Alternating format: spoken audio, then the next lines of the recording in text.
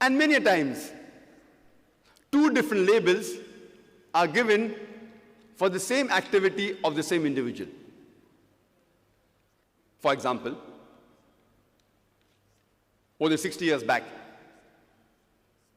when we were ruled by the Britishers, when they were controlling India, there were certain Indians who were fighting for their freedom.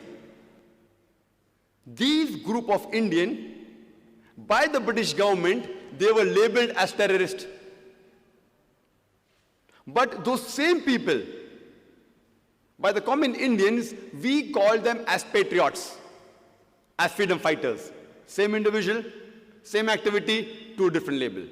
One group is calling them a terrorist, the other group is calling them freedom fighters, patriots. Same individual, same activity, two different labels. Therefore, before you give a label, you have to try and find out what is the reason that the person is giving the label. If you agree with the British government that Britain had a right to rule over India, you would call all these people as terrorists. But if you agree with the view of the common Indians that the Britishers came to India to do business, they had no right to rule over us, then you would call these people as freedom fighters. Same people, same activity, two different labels. And I'd like to give one more example of Nelson Mandela, who was the ex-president of the new free South Africa. And we know that by the previous government, the white apartheid government, they called Nelson Mandela earlier as a terrorist. And they imprisoned him in Robben Islands for more than 25 years. But the same person, by the indigenous South Africans, they called him as a hero. Same person, same activity, two different labels. If you agree with the previous white apartheid government of South Africa that the color of the skin makes you superior, if your skin's color is white, it makes you superior, then we all have to agree that one of the greatest terrorists on earth was Nelson Mandela.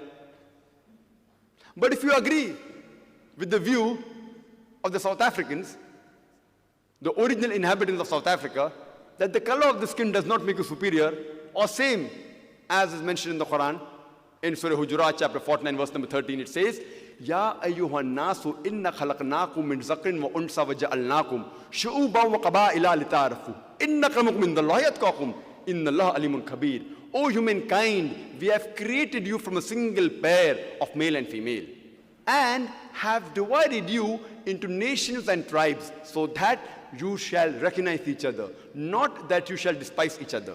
And the most honored in the sight of Almighty God is the person who has taqwa. The criteria for judgment in the sight of Almighty God is not color of the skin, it's not sex, it's not wealth, but it is taqwa, it is righteousness, it is piety, it is God consciousness. So if we agree with the view of the Quran, and as our beloved Prophet Muhammad said, he said in the farewell pilgrimage, in the Hajjatul Wada, he said that no Arab is superior to a non-Arab. Neither is a non-Arab superior to an Arab. No white man is superior to a black, neither is a black man superior to a white, except by virtue. So if you agree with the view of the Quran and the saying of the beloved Prophet Muhammad, you would not call Nelson Mandela the terrorist, but you would call a person who's fighting for his rights.